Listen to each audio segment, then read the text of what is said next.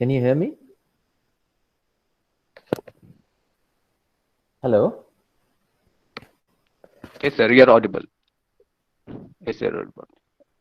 A minute of introduction, please. Yes, sir.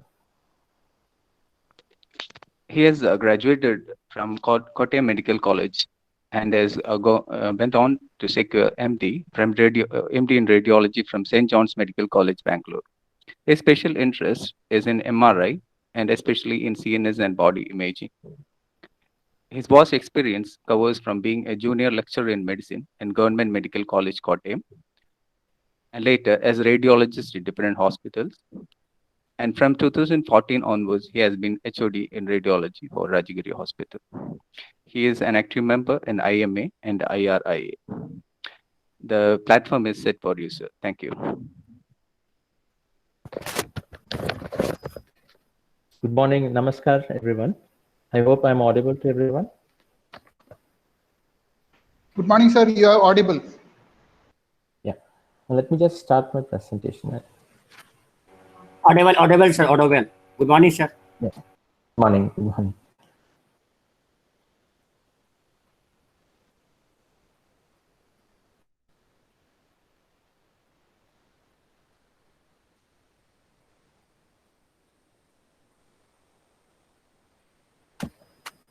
So is my screen seen now? Hello? No, sir. Actually, the camera is facing you. So how do I share? Because I'm sharing the screen. So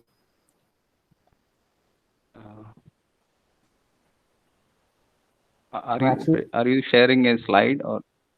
I'm sharing the entire screen, in fact.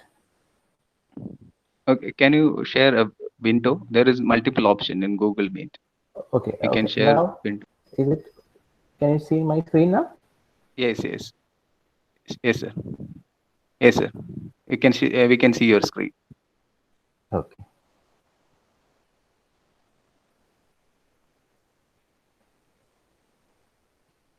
So is it seen now?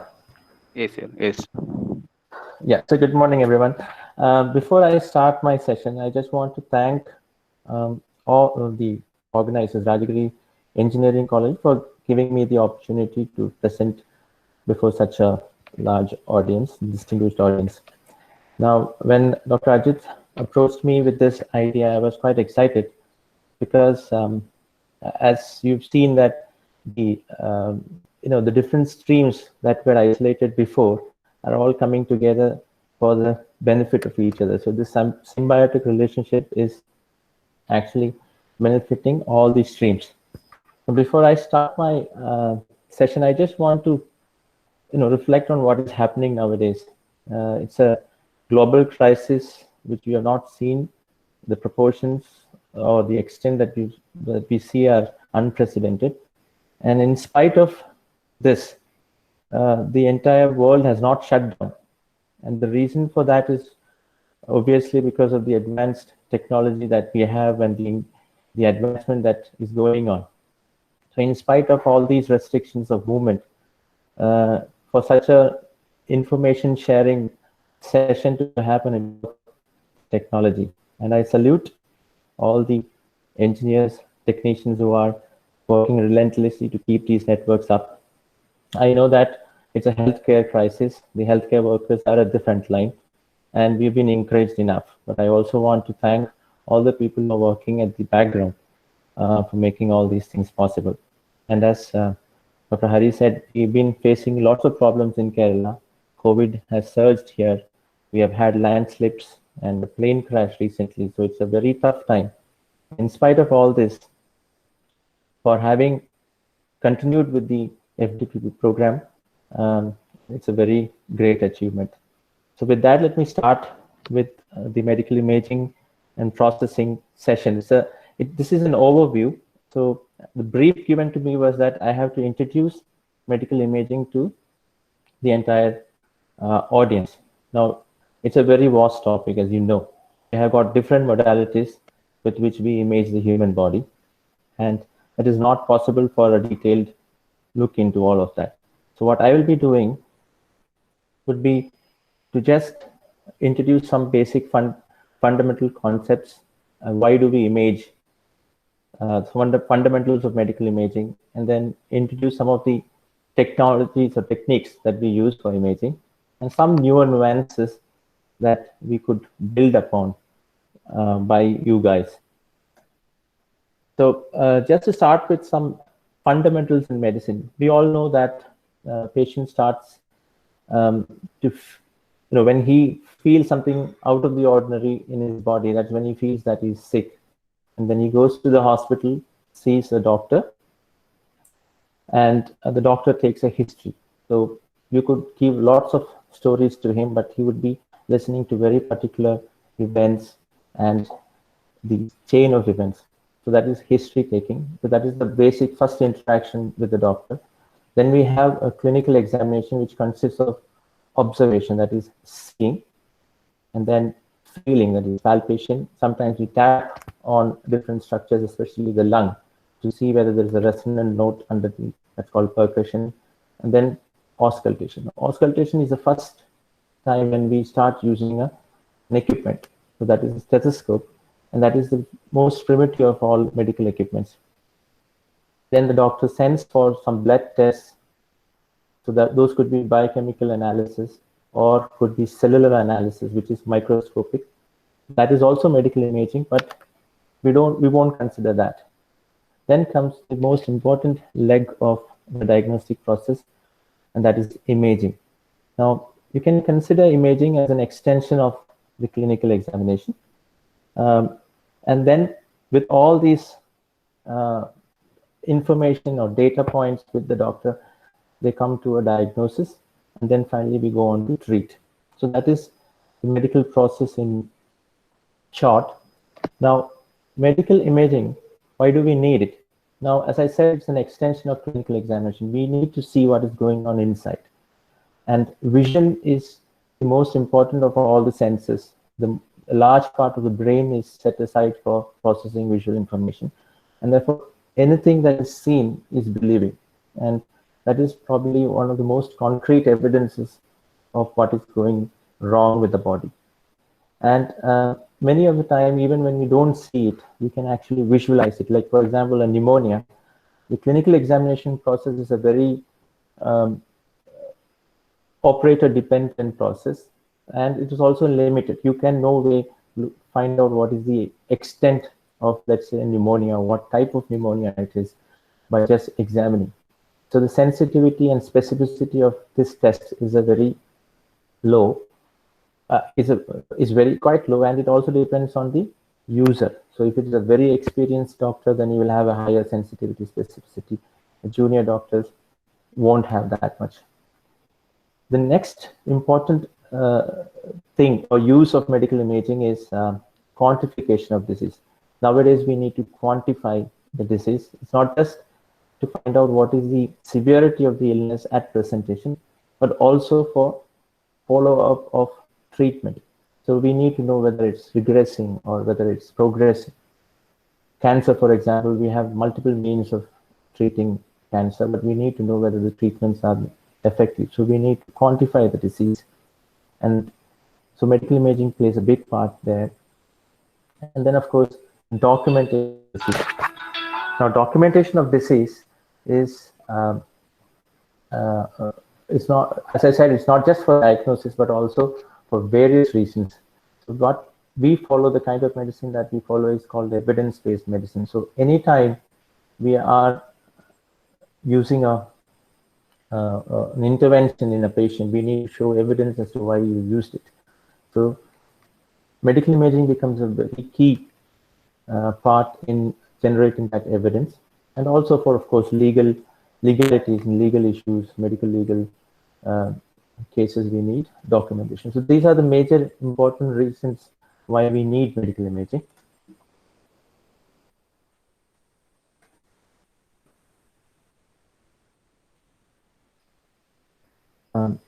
So what is medical imaging? So it's a visual representation of the structure and or the function of the human body. As I said, vision is what is most important for us. We need to see to believe it. And so whatever is happening in the body has to be visually represented. So how do we do that? So we could introduce a probe into the body or to the surface, and the probe undergoes modulation based on the structure or sometimes the function of the organ or the organ system, and then these modulations are detected and converted into a visual dimension. So that is, in short, the whole medical imaging process. An example of a probe would be just light. Light gets reflected from the object surface. The modulations of the surface are optically induced onto the light, and then this is induced within the retina and we see the object. So what are the different probes? If I may use that word, I don't know whether that's the right word, but what are the different probes that we would use? Now, as with all other cases, the most common probes that we use are the electromagnetic waves. And then in medicine, we also use the mechanical waves and mostly sound. Now, this is the electromagnetic spectrum. All of you know this. So I was wondering how to introduce imaging, and then I thought that this could be the best way. You look at the electromagnetic spectrum and see what portions of this electromagnetic spectrum are used for medical imaging. So you know that light is obviously one, but it has got its disadvantage that it can't penetrate much into the body. Then we have the microwave, that is a low energy radiation. Then we can use X-rays and gamma rays. So almost all parts of the spectrum is used for imaging the human body. Now, coming to light. Now, this is the simplest of all probes. We are equipped in detecting light with our eyes. So it's the simplest, and mostly it gives you an idea of the external surfaces like the skin. We can also look into somewhat internal structures like the retina, which is not visual or visible outside, but using appropriate techniques, we can see the insides of these regions, like the retina, the tympanic membrane of the ear. We could introduce probes into the gut or other mucosal surfaces. That's called endoscopy. So we can see the intestinal surface. And we can also introduce these small probes into the abdomen through small surgical incision or into the thorax using the laparoscope and thoracoscopes. So this is mostly the use of light in medical imaging. Now, the most common one probably where you use an equipment is the ophthalmoscope. Now, it's a simple lens system with which we look at the eye's retina. And we can have different types. The first one was the direct ophthalmoscope. The second one is called an indirect ophthalmoscope, and it's a more complex one with binocular vision, and you can store these images. We even have, and as things have advanced, we have lens systems that can be attached to your smartphones, and then you can use these as ophthalmoscopes in the field. So you don't need a very expensive one, or you don't need a dedicated lens system for that too. This is one of the newer ones, and this is what we see. So this is the image of the retina, and the retina, we can see that it's a rounded image because of the lens system, and then we can see an area which is bright. This is called the disc. From there we can see the blood vessels. This is something called the macula, where this is the region of the retina where we see exquisite details of what we see. So this is the area where the largest number of nerve fibers are. This is called the macula. So anyway, I'm not going into all these details, just to give you an idea about what is going on.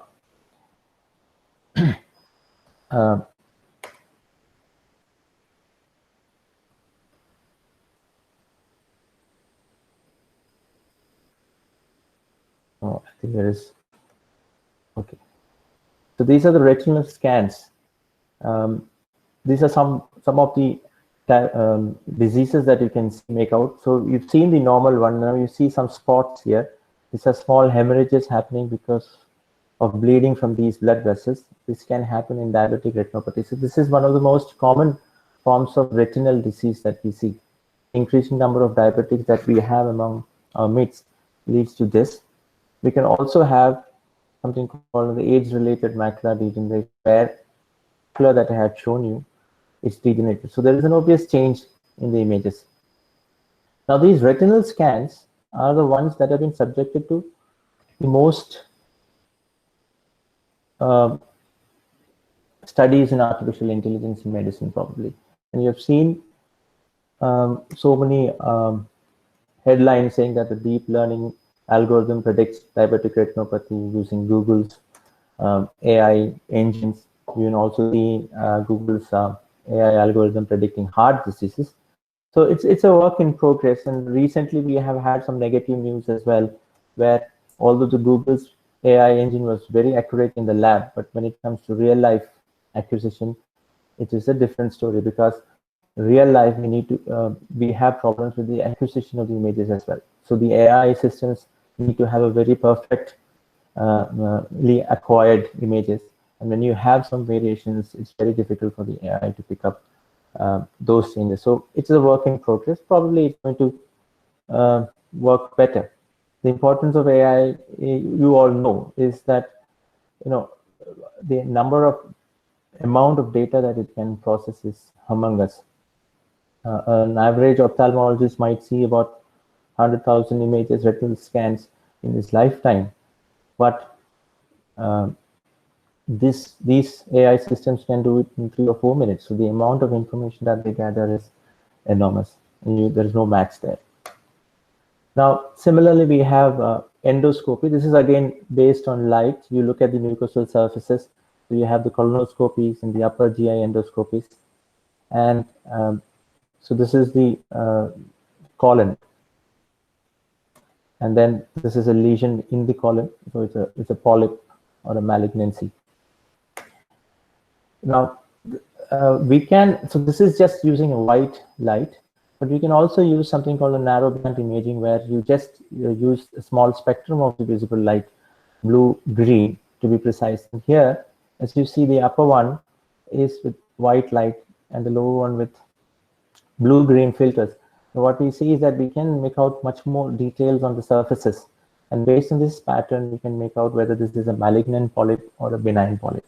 So these are some of the small extra things that are happening in endoscopy imaging.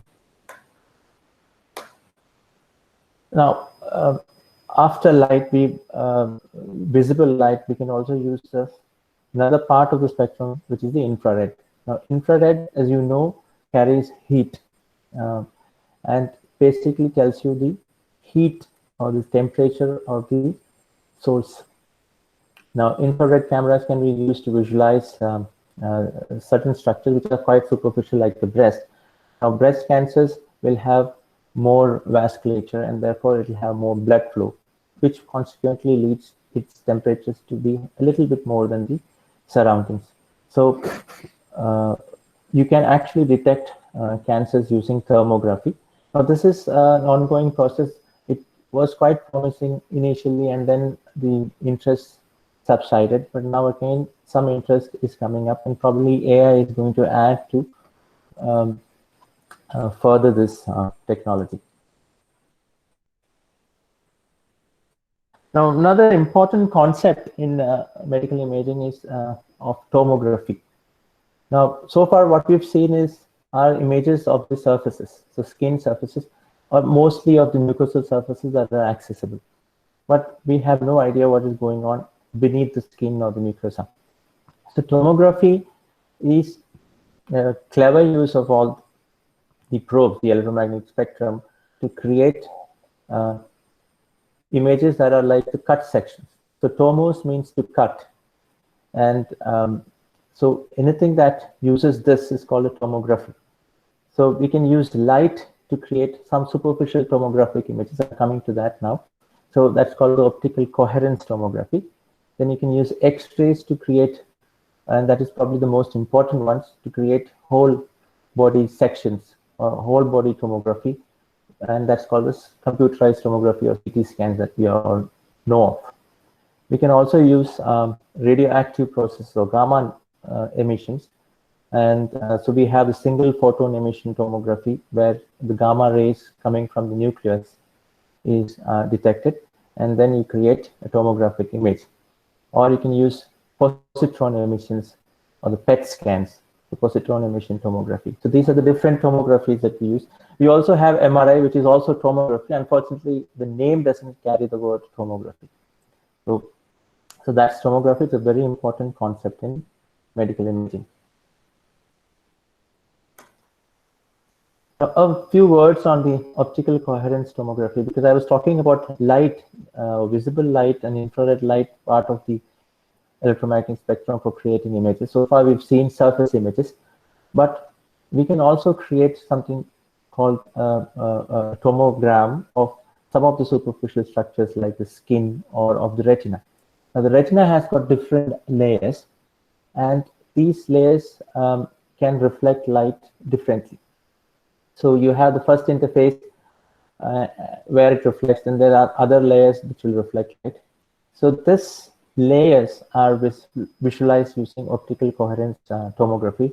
So what it means is, what it does is that this is the concept. We have an interferometer where you have a source of light which is not too broad. It's not a coherent light source like a laser, but it is something with a few more added frequencies. So these light sources split into one reference arm and another, which is the sample arm, where we use, which is projected into the eye. And the reference arm has got a mirror which moves. And I think, I don't have to explain to you about interference, but just, hello, am I audible? Yes, sir. Yes, sir, you are audible. Yes. Yes. So the reference arm, ideally the distance between the reference arm, the distance that the light travels should be the same as that of the sample arm.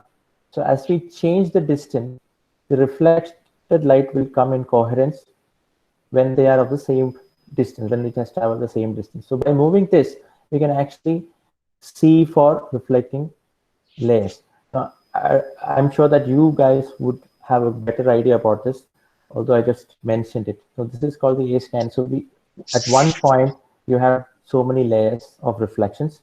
And as this moves along the horizontal direction, it scans the entire retina, or the part of the retina we are interested in.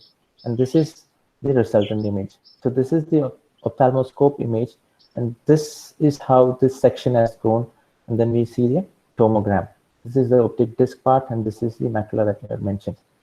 So these are the layers. So this is the first instance of tomography, imaging of the, this is the first example of tomography that I'm presenting here. And this uses the OCT, or the optical coherence tomography.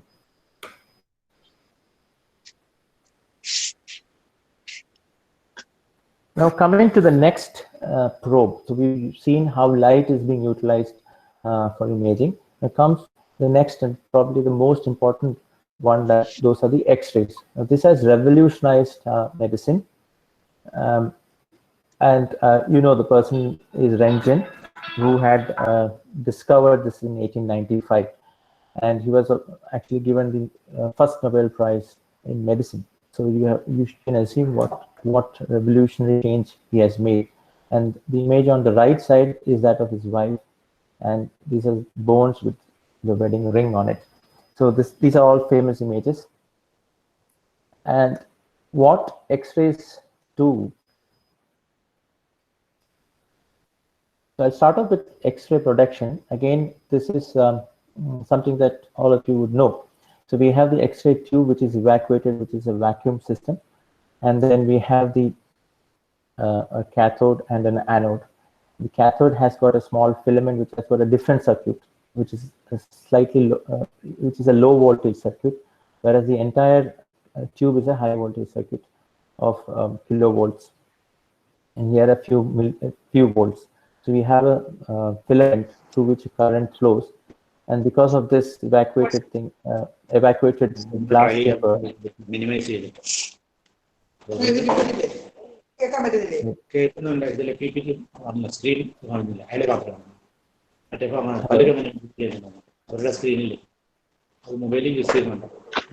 Hello, am I audible? Hello.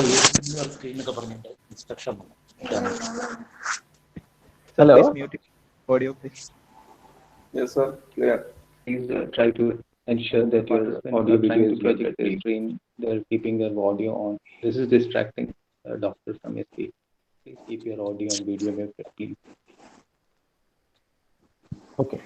So this filament here leads to thermionic emission of electrons.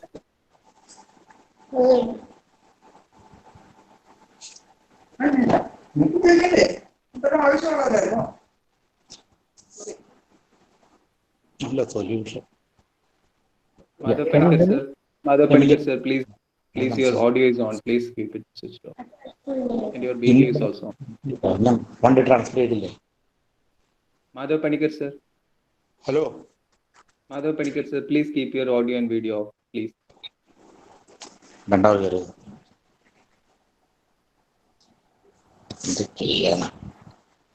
Hello.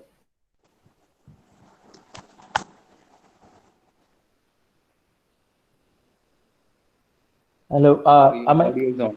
Your audio is on, sir. Madhav Panikar sir. Okay. Shall I continue now? Yes, sir. Yes, sir. Please. Yeah. So the electrons get accelerated towards the anode because of the high voltage across, and this is a rotating anode, so as to uniformly dissipate the heat that is formed. So these electrons hit these material and X-rays are formed. I'm not going into those details again. So what happens is that the X-rays are ionizing radiation. So it passes through the body and gets attenuated by different structures based on the electron density. So mostly the X-rays interact with the electronic cloud of atoms. And the diagnostic X-rays are of energy ranges from 30 kilovolt to around 140 kilovolt.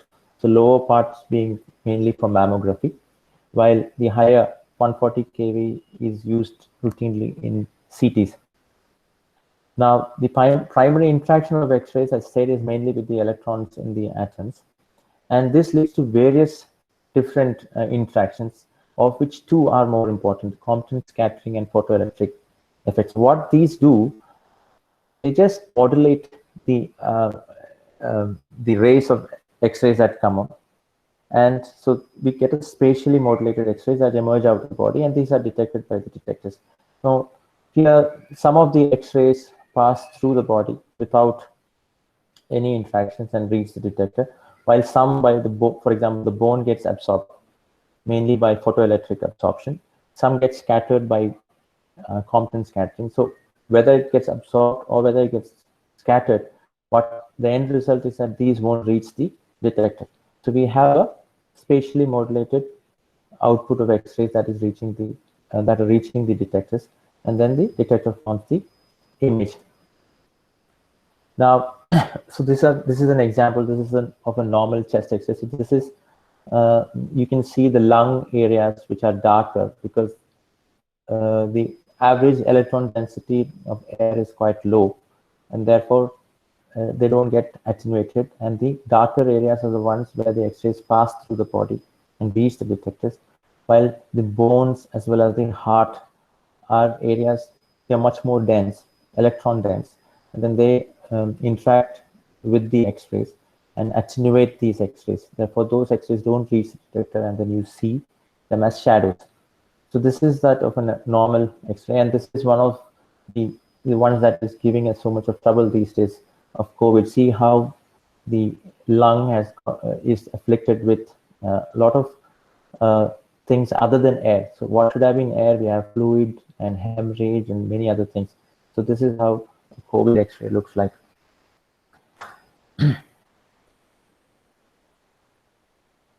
So what are the X-ray detectors made of? Now, it's a long history, not going into those, but we used to have silver halide films where the areas that reach the films, they would turn the silver halide to pure elemental silver, and that turns black. But it's a very cumbersome method, and we used to have a development area where you used to store lots of chemicals, and we had that smell. thanks to the digital onslaught, I think the newer places, the newer X-ray centers don't have any of those, and it's all digital. So the digital X-rays, the way that the data is converted into digital data is, there are two types. So there is something called the computerized radiography. I mean, they are confusing. Both computerized radiography and digital radiography sound the same, but the method is slightly different. So we have the computerized radiography where there is an indirect or an intermediate step where the X-rays reaches the detector and it's stored as a latent image, and then a reader has to read it, convert it into the digital image. Whereas in digital radiography, which is coming in big way and is being mostly utilized not just for X-ray systems but also for moving images like angiographic plates. So these are digital radiography where there is direct conversion of X-rays, so that using some scintillator crystals, where the X-rays will cause a narrow beam of or narrow band of light frequencies to emerge, and then this is converted using a photodiode to an image. So this is called a direct conversion. Now, this is as far as the normal, regular projection radiography is concerned. But what has revolutionized everything is, as I said, the tomography. Now, X-rays, the regular X-rays are just a 2D dimension or a 2D representation of a 3-dimensional structure. So many of the time we might not be able to see what is happening in front or the back of a structure which is very radio dense. But that problem was solved by the tomography. So computerized tomography, it was started off by, it was invented by Sir Godfrey Hounsfield in 1972. This is one of the first images of CT where you can see a lesion. This was the brain tumor of that patient. It took a long time for this image, single image, to be constructed using the primitive computing systems that they had.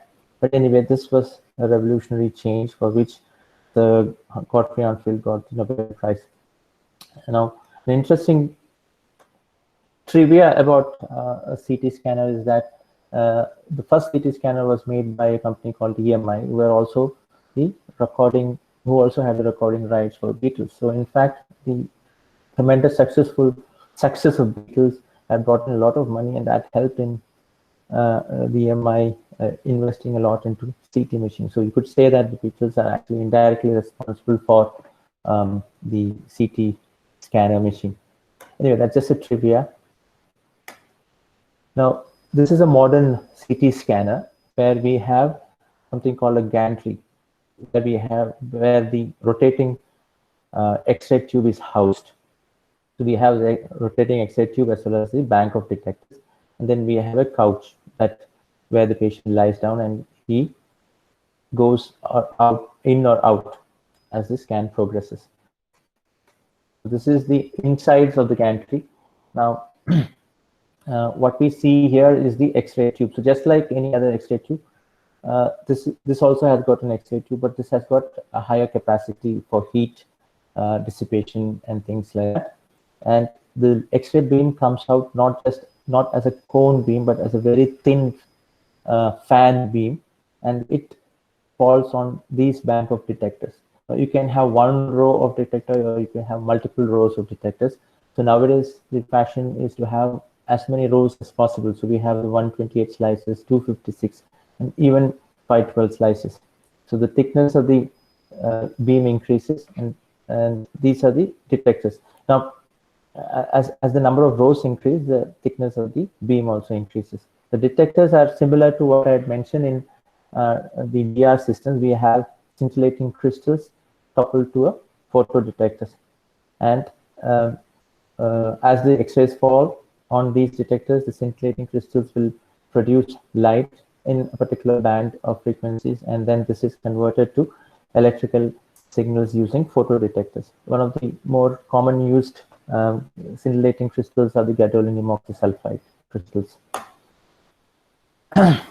Now, the principle of CT is, again, talking to engineers, so probably you would know much better, but how I understand is that, if you look into a room with one window, then you just see you get a perspective of the room, the different things kept inside, but you can't really say whether there is a ball hidden behind the table.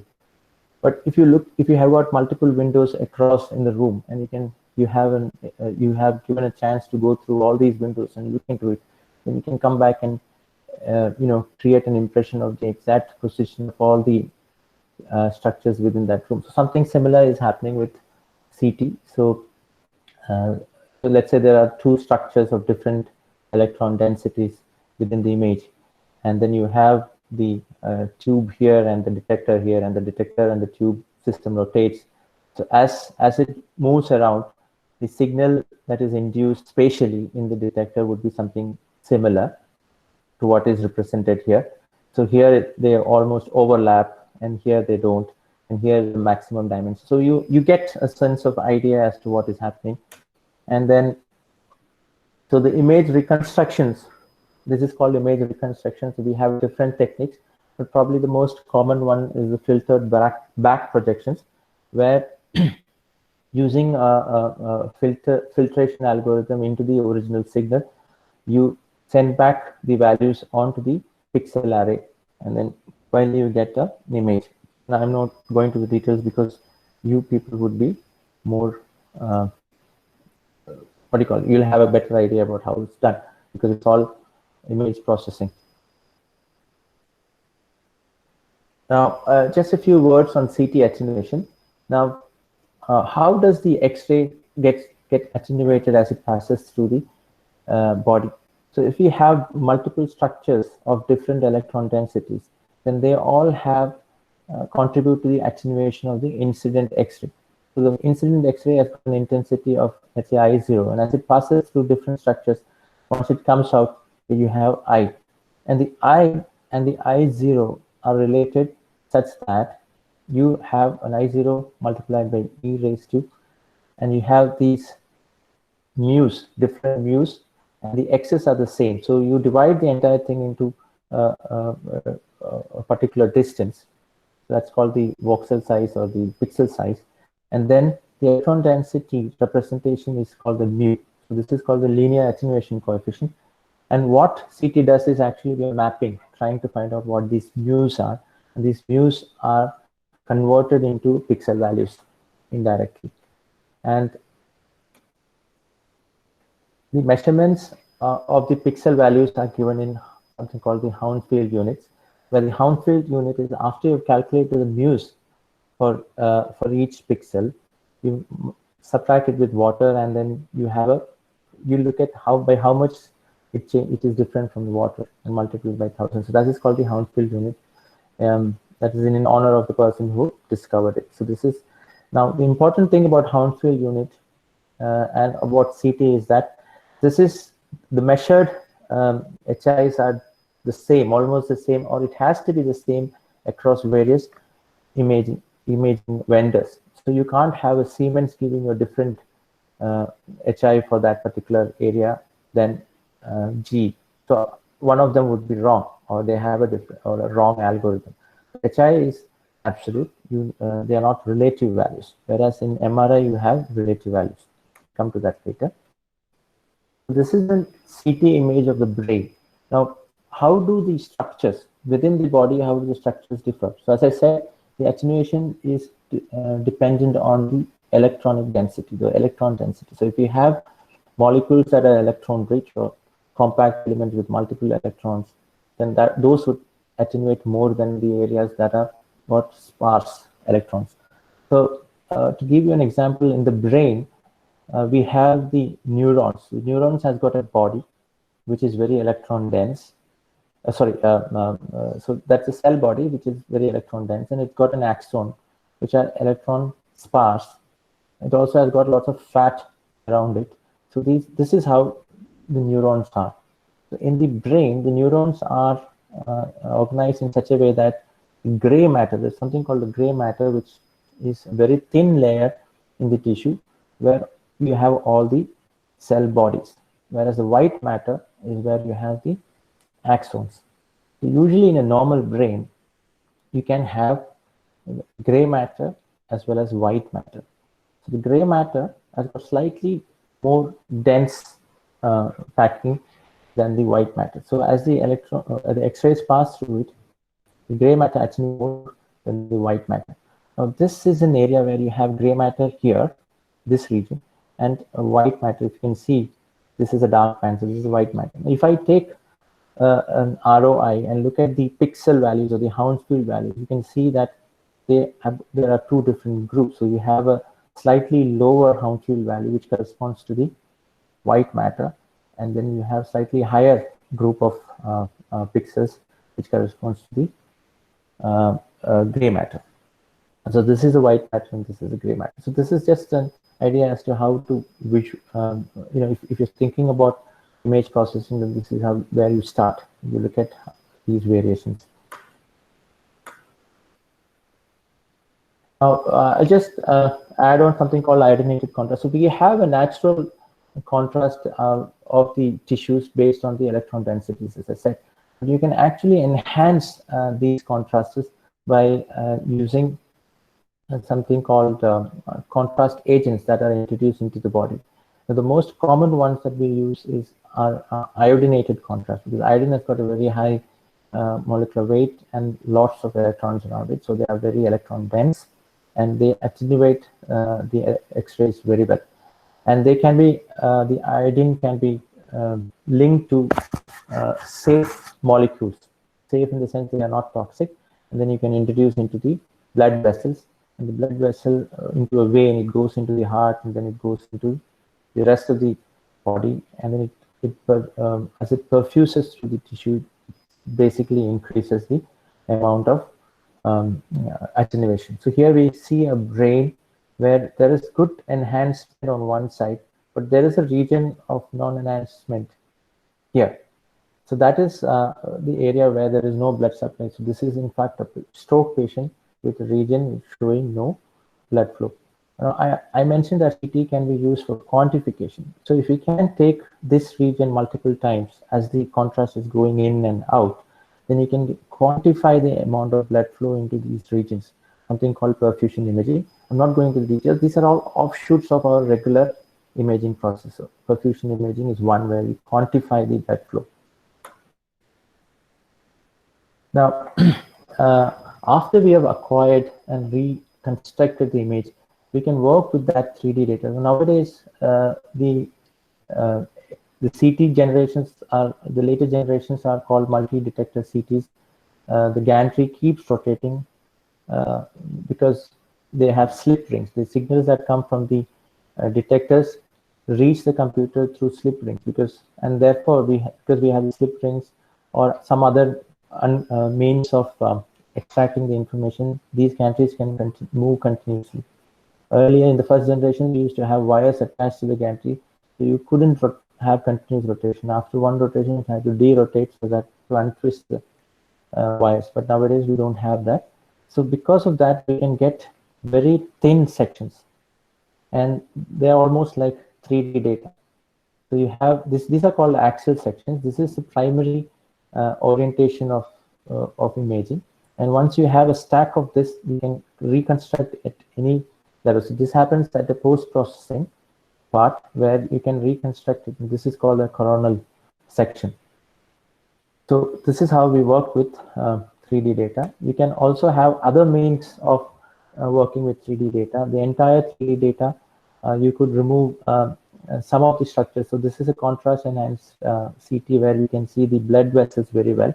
And so the maximum intensity along a path is projected. So this is called a maximum intensity projection. We can also use surface rendering or volume rendering where we can get a 3D and we give it false color and false lighting. So we get almost realistic images of the skeleton or bony deformities. So this is volume rendering.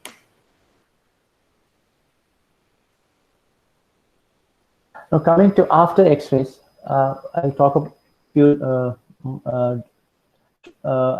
gamma rays. Now, gamma rays are very high energy electromagnetic waves. Generally, they tend to have more energy than X-rays, but more than that, I think gamma rays are named because they come out of radioactive processes. So they come out of radioactive processes from the nucleus, whereas electrons or X-rays come out of, due to electronic interaction with matter. So that is how the names differ. You can have X-rays of the same energy as that of gamma rays, but the way they are produced, they're still called X-rays. So gamma rays, they come from radioactive sources and they are used in nuclear imaging. Now, that is not my realm. As a radiologist, I work with X-rays, CTs, MRIs, and ultrasound. And gamma rays worked upon by nuclear medicine specialists, but they also image the body. So I just talked to you about that. So used for nuclear imaging, may also use in functional imaging. That means how much of the function is there in a particular organ. And they use detectors called gamma camera. So that's a planar imaging. Don't have any tomography there, but then you can use tomography in SPECT, single photon emission computerized tomography, and positron emission tomography. So I'll go into the details a little later. So first is the gamma camera or the SPECT. Now this here, what process is that there's a radioactive labeled drug administered. Mostly the radioactive sources are technetium-99 or iodine-123 and imaged using gamma detectors. So again, the same scintillators plus photodiodes, but they are oriented in a planar manner. So that's when you call it a gamma camera, it's a plain gamma camera. When you have a rotating gamma camera, which is you rotate around the body to create tomographic images, then you call that SPECT, or single photon emission computerized tomography. This leads to obviously better localization of structures. So this is in short a gamma camera where you have the detectors. So we keep some vertical collimators so that this will prevent any photons that come at an angle. And because any photon that comes at an angle will reduce the contrast demarcation of this image. Therefore, we need to get only photons that come directly from the body, not from an angle. So we have these collimators, and it is detected. And when you have these detectors as a two source and it rotates, then that is called a SPECT machine. Earlier, we used to have a single detector gamma cameras, but nowadays all the newer installations are of SPECT. You can also take planar images with this, and this is a dual detector SPECT. So this is an example of a gamma camera image. This is a bone scan of the entire skeleton. So as you can see, this is a planar image. You can't, now for example, there is a dense thing here. We don't know whether it's coming from the front of the body or the back of the body. That this is the urinary bladder, because we know the anatomy, we know that this is the urinary bladder.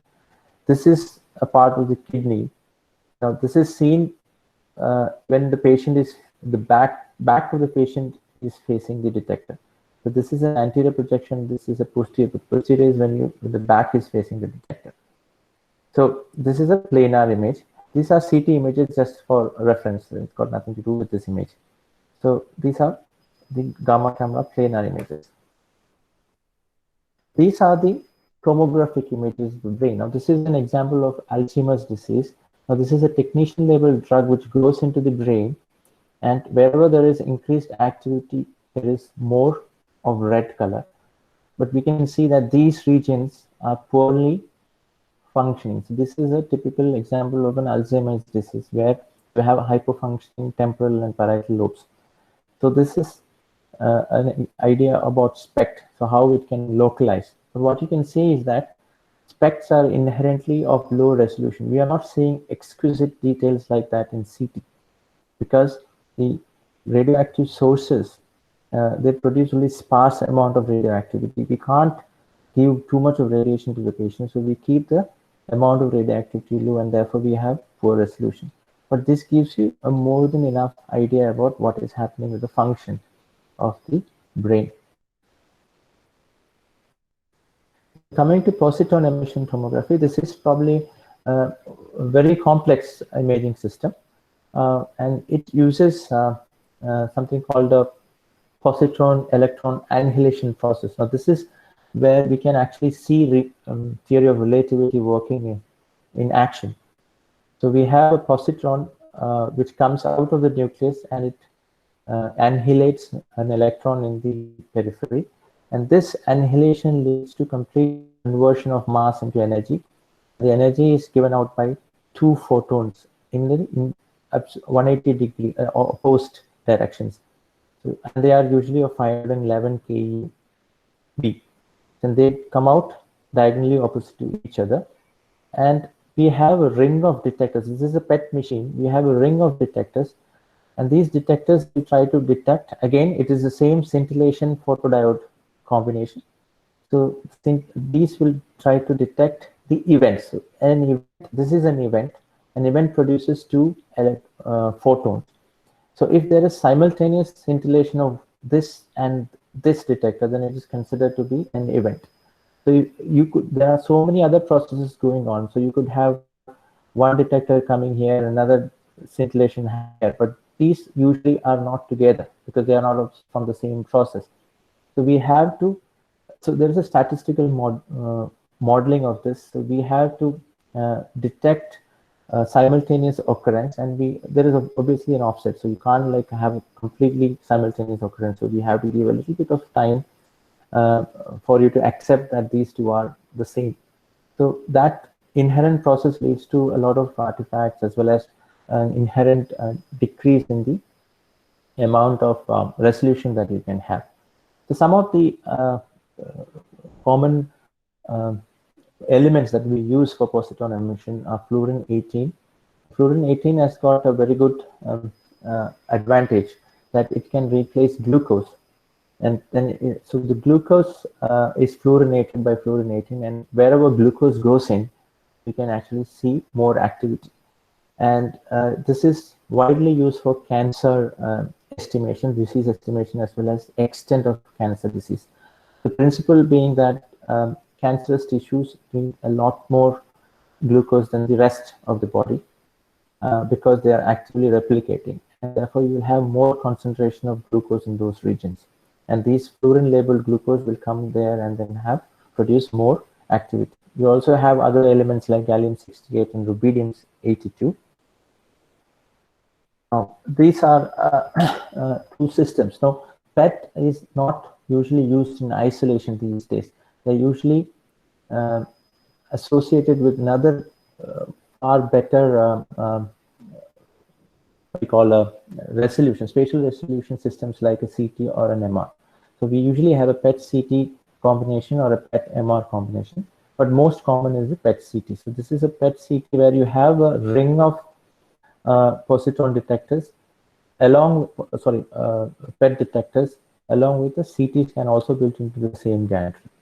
And this will help in co-registering the information. So you have an image from the PET, then you also get the image from CT, and you can co-register these and find out exactly where these activities are coming. Similarly, the PET-MR also works. These are very expensive equipment. PET-MR is probably the most expensive of all medical imaging equipments. So these are some examples of image. This is a raw PET image. So this is again a tomogram because you are seeing the cross section of the chest with an area of high activity. And now we co-register with the CT scan, and then you see that this is a lesion within the lung. So we know that this is a lung cancer. So what we use or what we quantify it is with something called a specific uptake value. And this is dependent on the amount of radioactivity that you've given along with the weight of the patient. So I'm not an expert on that, but this is how we look see. So you measure the SUV and then you decide whether this is a cancer or an infection, because infection can also have increased PET activity.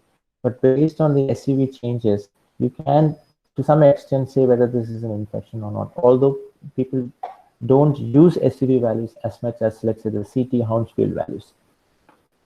All right, so this is an example of PET images.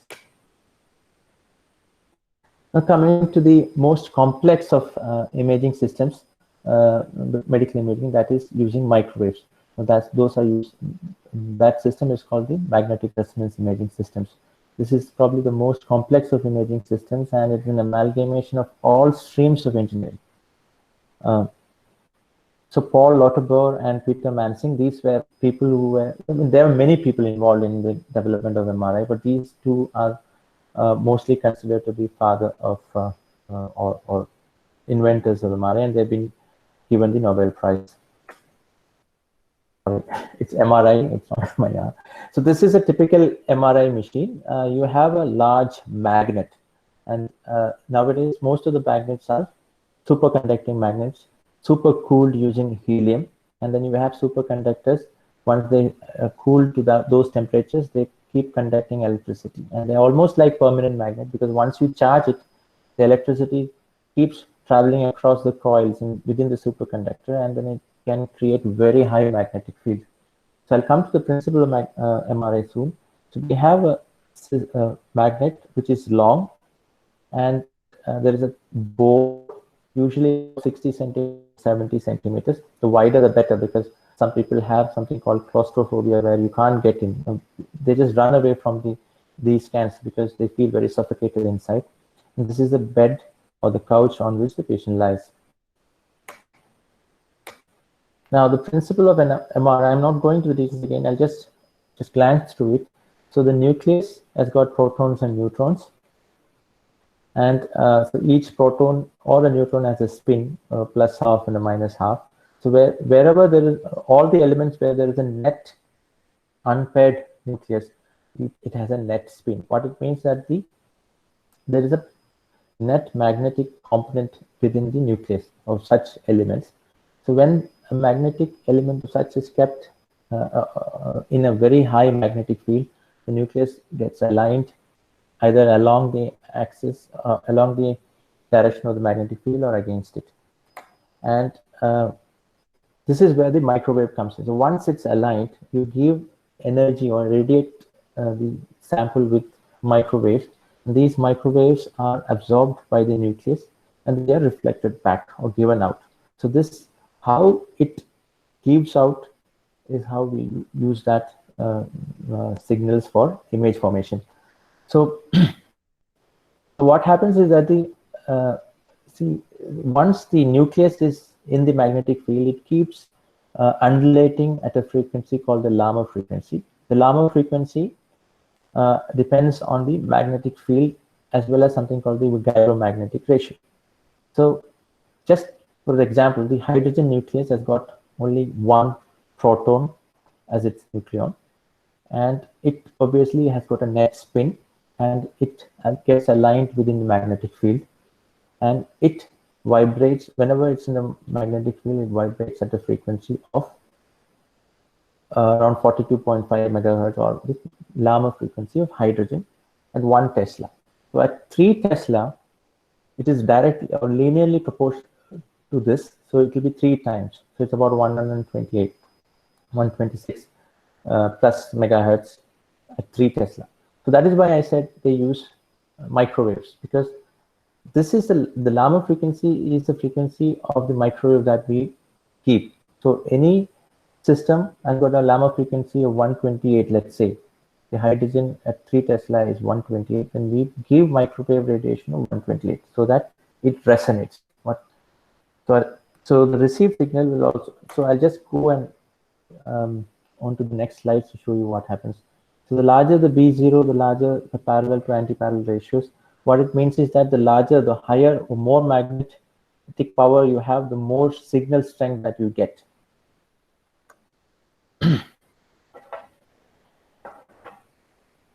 So apart from hydrogen, you can also have phosphorus 31, sodium 23, fluorine 19, but the signal intensities will be less. So usually we image the hydrogen. So we keep the hydrogen as the source of signals that come out of the MR. So this is the principle. So we as I said, the magnet or the magnetic spin keeps rotating at a frequency of the Larmor frequency. And because it is rotating, once we give an electromagnetic pulse, it absorbs, because of the resonance, it absorbs that signal very well, because it is of the same frequency. As it absorbs,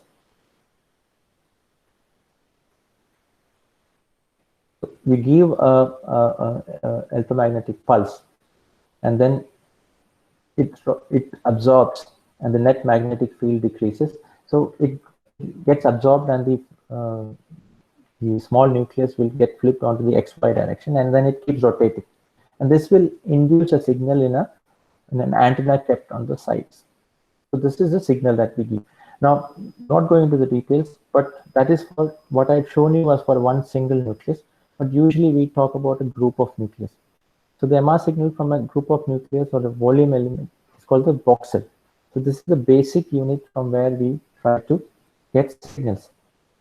So the group of nucleus initially in the XY plane, after it has been flipped and then it rotates, but each voxels, the net rotation will be a slightly different frequency from the Lama because of tissue differences. So that is the difference that we are trying to bring out. And so what happens is that after we've given a magnetic wave, the entire slice becomes as if they are small radio stations of slightly different frequencies. And using a very clever method of gradients, you can actually map the intensity of each voxel that comes out, thus forming the images. Now these images are very with very contrast resolution, very high contrast resolution, and the contrast depends on the proton density or the amount of hydrogen atom that you have. There are different factors called relaxation times called T1 and T2, and there are other factors called the diffusion of hydrogen atoms or molecules containing the hydrogen atoms, how it diffuses, and also bulk flow as it happens in the blood vessels. So you have bulk flow which are much faster than the small minute changes in diffusion.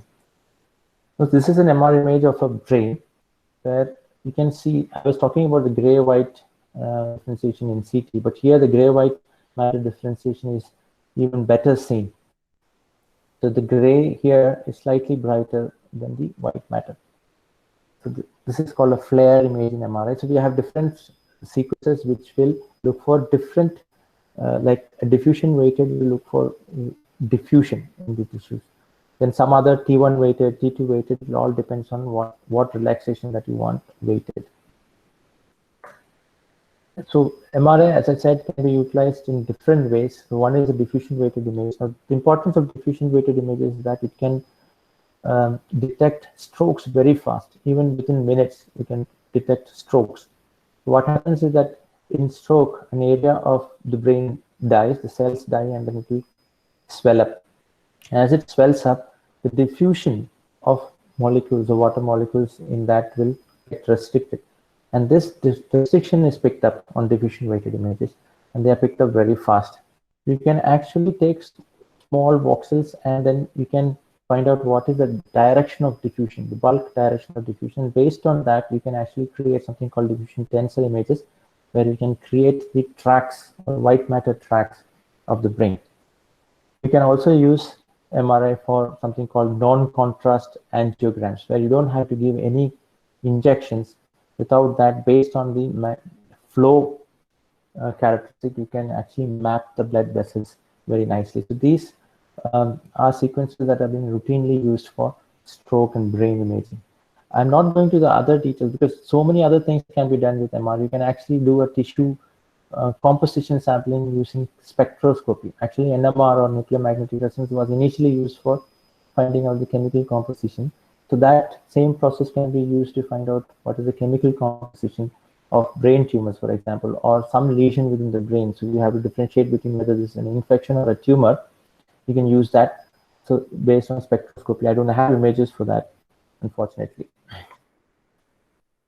Another one which has come out recently is MR elastography, where you combine a mechanical pulse given onto the body. So what happens is that we need to know what is the stiffness of liver usually. So a stiff liver means that there is some amount of fibrosis going on. And MR elastography uses a passive driver which will incite a mechanical wave at the site of the liver. And this mechanical wave will cause microscopic movement of these spins, which can be mapped by appropriate sequences. We call them sequences, and then you can map the stiffness and find out where areas of increased stiffness. For example, this is the liver, and this is the left lobe. So we see that there is predominant fibrosis in the left lobe of liver than the rest of the face. So this is one extra use of MR. These systems are very expensive. Now coming to mechanical waves, so we've completed the use of electromagnetic radiation for medical imaging. Now coming to mechanical waves.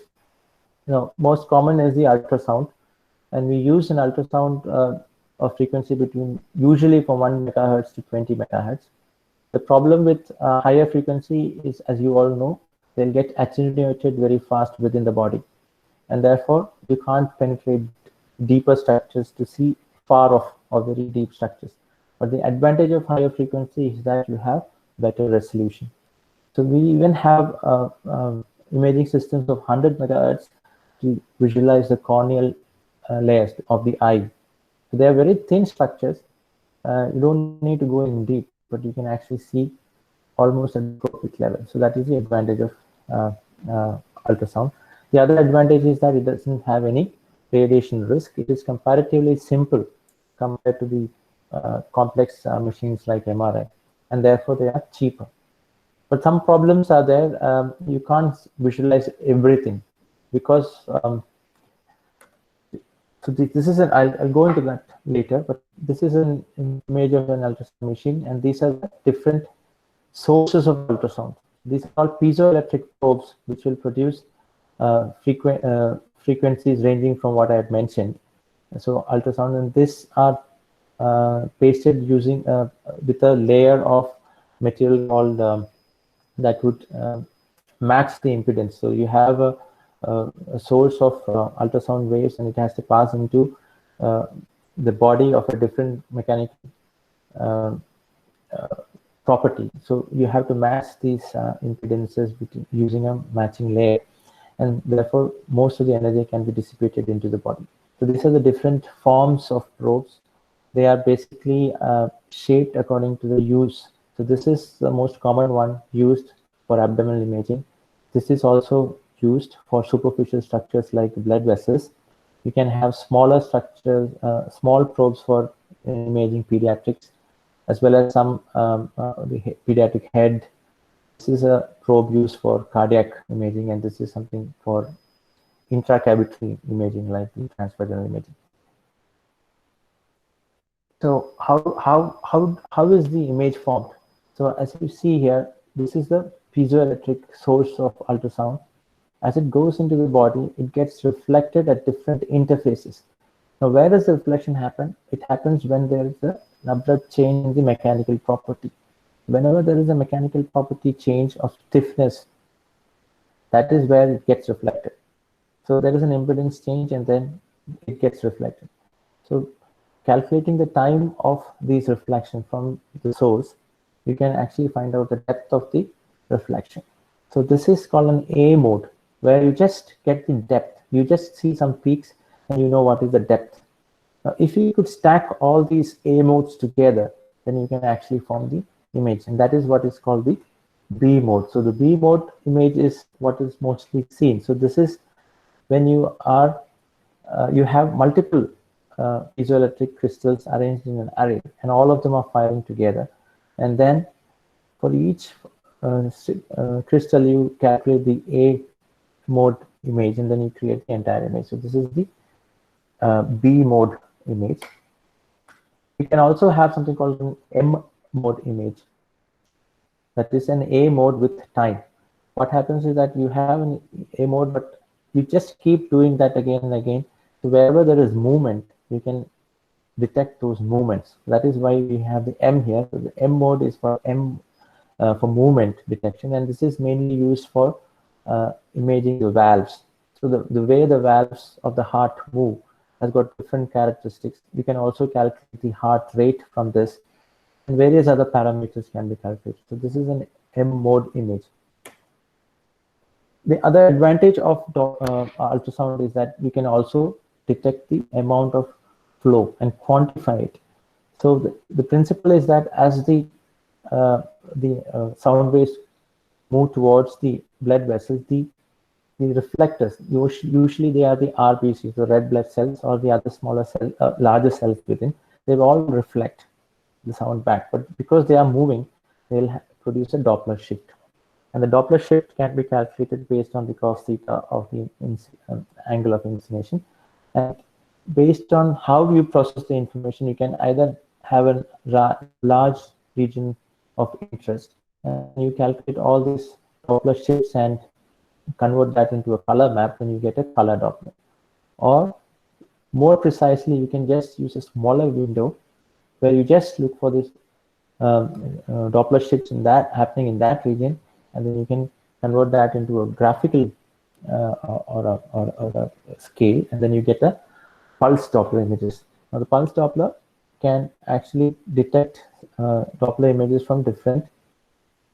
You can change this window, so you can actually, if you keep it here, there is no blood flow, you won't get any flow, anything on this.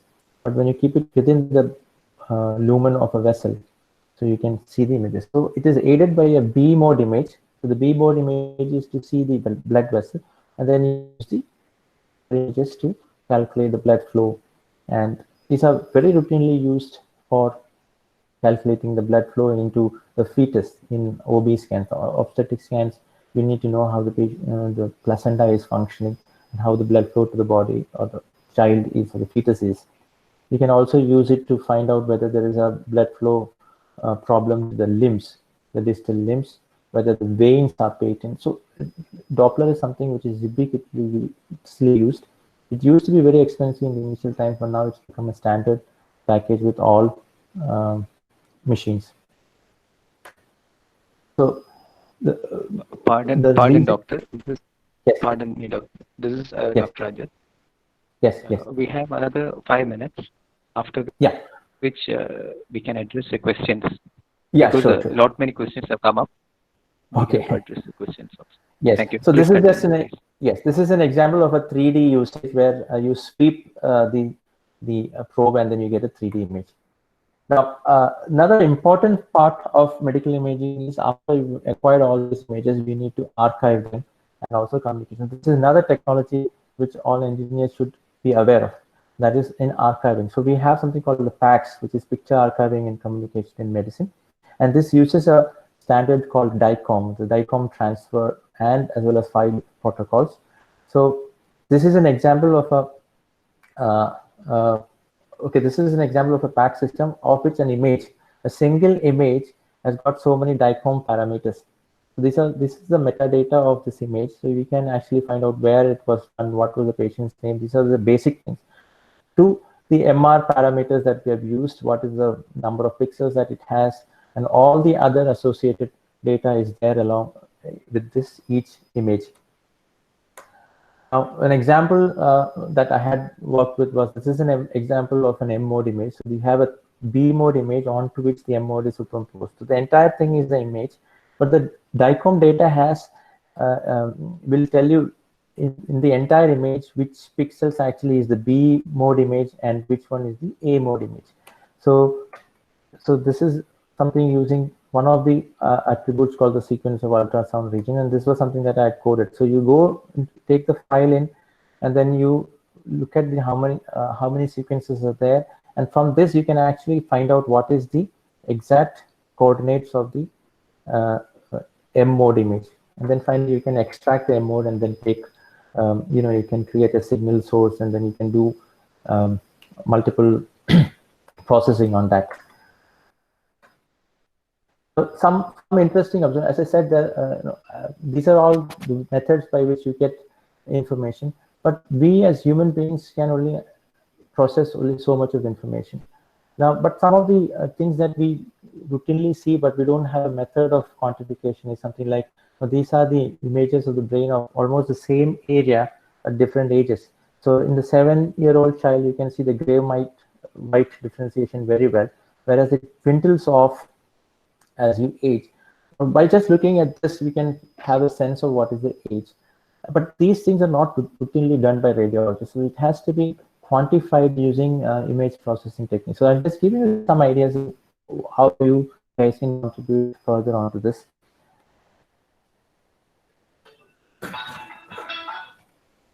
So another one is where technology can help us really is in the amount of tedious work that we have. Now, as I had mentioned, cancer imaging is one where you have to follow up the size of the images, and so this is an initial cancer, and then after treatment it has come down. So how is it progressing, and whether the treatment is effective? These are all very tedious images. They are not necessarily groundbreaking imaging findings. We just have to document how it is. So if this could be automated, then it would be wonderful. So anyway, so thanks for patient listening as the times require. Please stay safe, maintain your social distance, wear your mask, and thanks for the patient listening. Thank you. Thank you, Doctor. Yes. There are a few questions posted by the participants here. Yeah. So I will just read it out in order of chronological order. Okay. So the first question has been posed by Father Arun Jose. Yes. What is the advantage of gadolinium oxysulfide over any other nanoparticle to be used in medical imaging process? Okay, now that is a question actually that I won't be able to answer, but probably it's also, it depends on the sensitivity, how easily it can be constructed, yeah. So basically the sensitivity and how expensive or how easily it can be constructed. But it is not a question that I would be able to answer. Probably people in that field should be able to tell us that. Yes. Yes, sir. We'll move on to the next question. Yes. Can you elaborate on the relevance of calcium fluoride used for medical imaging?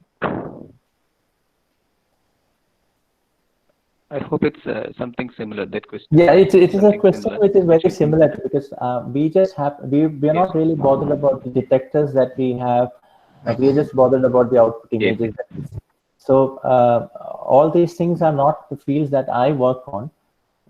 But all these vendors come with lots of information, those extra information that they bring in. So, you know, these nanoparticles, I am sure that these nanoparticles and Yes, research into understand. nanoparticles goes a lot into improving the detector efficiencies, as well as also bringing in newer contrast agents into our body. Like, for example, you can have iron oxides, which will induce a lot more contrast into a different type of contrast in MR imaging. So these are questions which should not be directed to me because I have very scarce idea about those at that work level. Yeah. Understand that. So the next question she asks, are you using any specific software for processing these images obtained to get more details like quantification of data? Yes. Now we are using some of the shelf softwares that are provided by the vendors. So as I said, you can have a pack system where you can you know, collate all these data, and then we use it for our regular reporting. But some of the quantification processes like the perfusion images that I had mentioned, or spectroscopic images, that require very specific software. So far what we have are the ones that are provided by the vendors.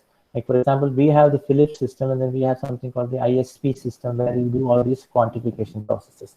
But these quantification can be done by extracting the DICOM data as such. So anybody is welcome to create better and cheaper, basically cheaper as well as better processing software. We've got numerous examples where we felt that we could do with software. When we ask the vendors, if you have not bought it at the initial stages, then they are very expensive to acquire later. So such software, you know, where you can have quantification softwares, these are always welcome. Okay, sir. So another question is again from Father Arun Jose. Yes.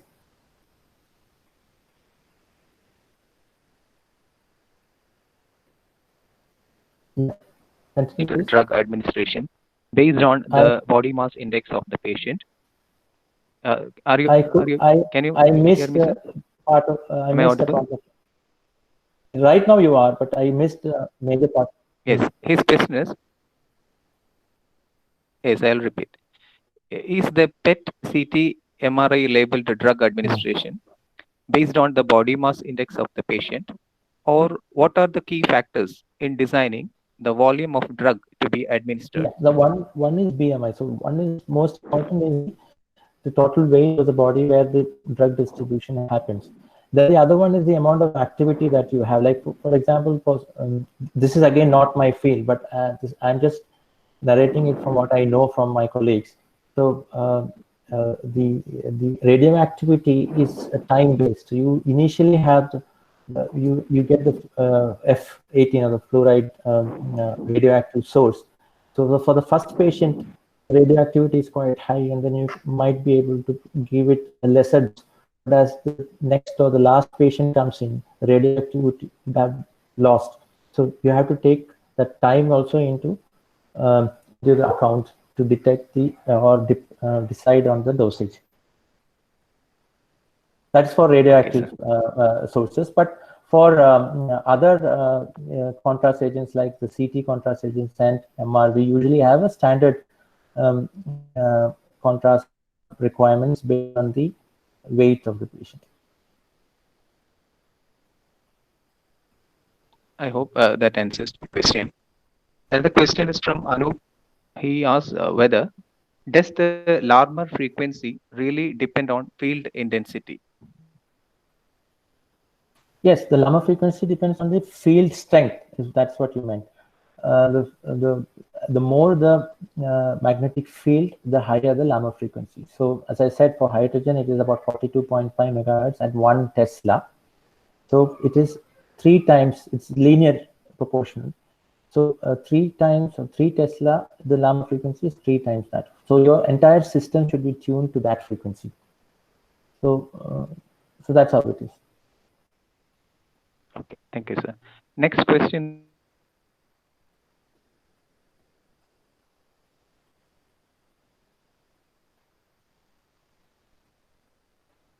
Circumstances, do you opt for or MRI? I again missed part of your. For imaging a liver tumor. Yes. Yes, sir. I'll repeat it again. Yes. For imaging a liver tumor, under what circumstances?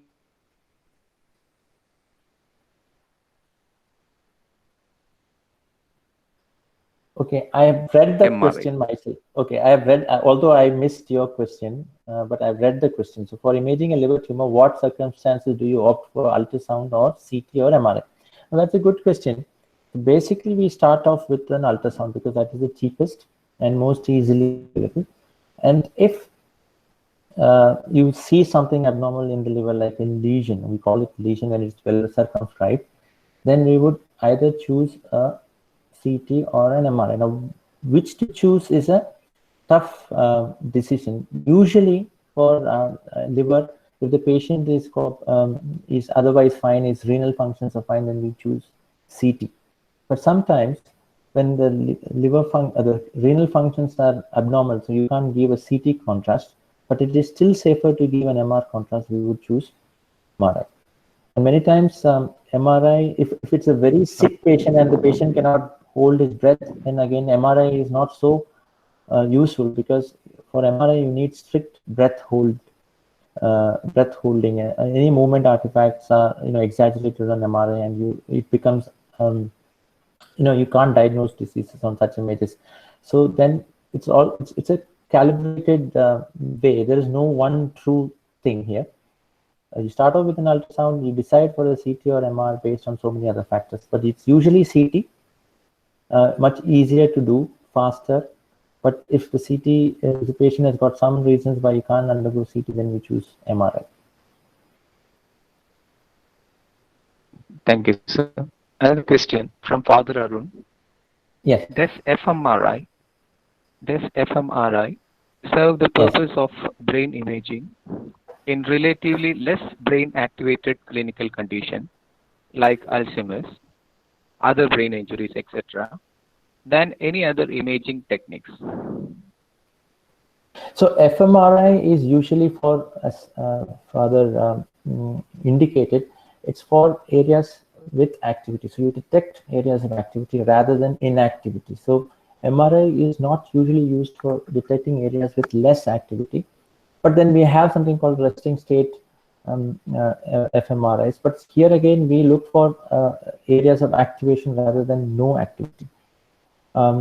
You could theoretically use something called perfusion imaging, which is also an indicator of how much activity is there, because if there is less perfusion, those areas are less active.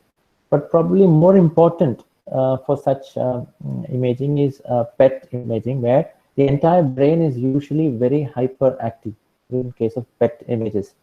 But those areas where they are hyperactive, as I showed you, PET or SPECT, so those areas will have less of activity. So when you are looking for less activity in the brain, probably the nuclear imaging systems are better. Other than, and not the fMRI, because fMRI will look for activity. Thank you, sir. Next question is from Meherban. Yeah. Is there any specific data set available for MRI, CT, PET images for the same patient, for the same time, for the same organ?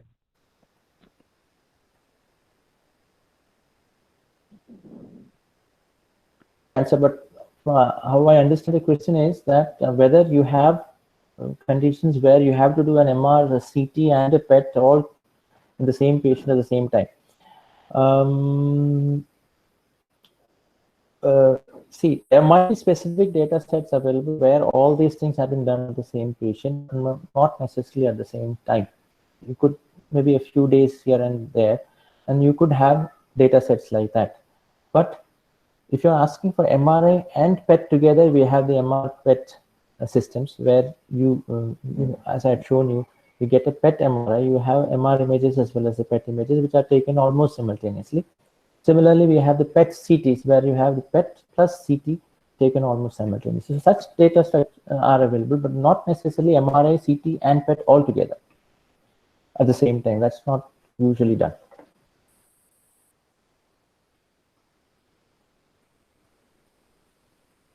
Right?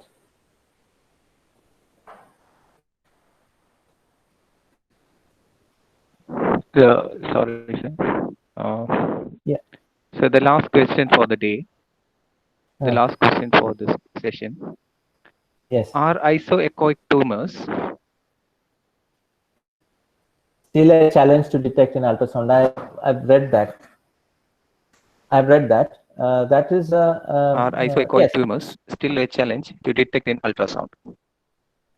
Yes, it's still a challenge in detection in ultrasound. So normally, if it is isoechoic, that means that it blends with the rest of the tissue. So you won't be able to find out the margins. But sometimes, you can have indirect signs like a displaced blood vessel. So normally the blood vessels should be going in a regular fashion. But you see an isoechoic area where suddenly the blood vessels are all going around it. Then these are indirect signs of a tumor there. Then plus we can use something called ultrasound contrast agents, which are small micro bubbles, and then they will, so if it's a lesion with higher than normal perfusion, then it will light up.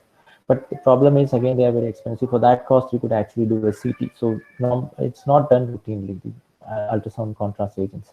But it is definitely a challenge. Yes. Thank you, sir. So to the participants, some more questions have come up.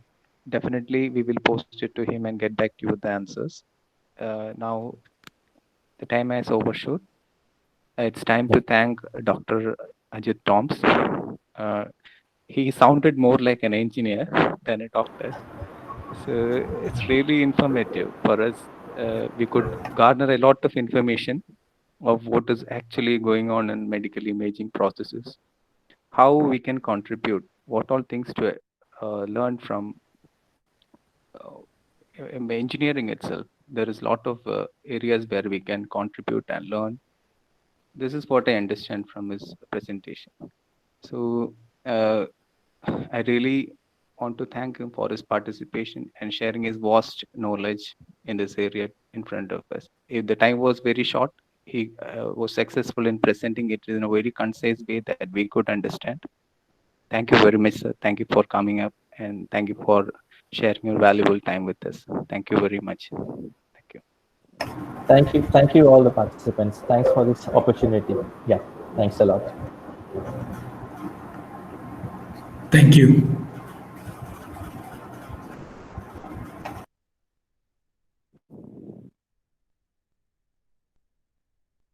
So for the participants, the session 1 is over, a very informative one.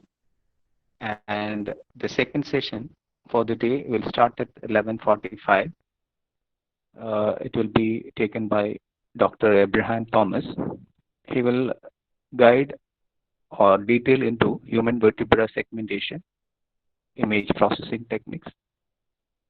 So I hope we can have a short break and rejoin again at 11:45. Thank you.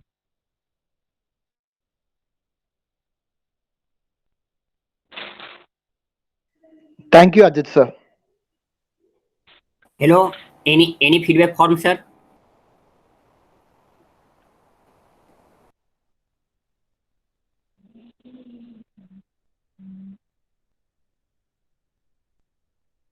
Any feedback form, sir? Presently, there will not be any feedback after this session. It will be posted to the end of the day. So every day, at the end of the day, we will post a feedback session, which you can fill up, which will be used for your attendance and other certificate purposes. Thank you.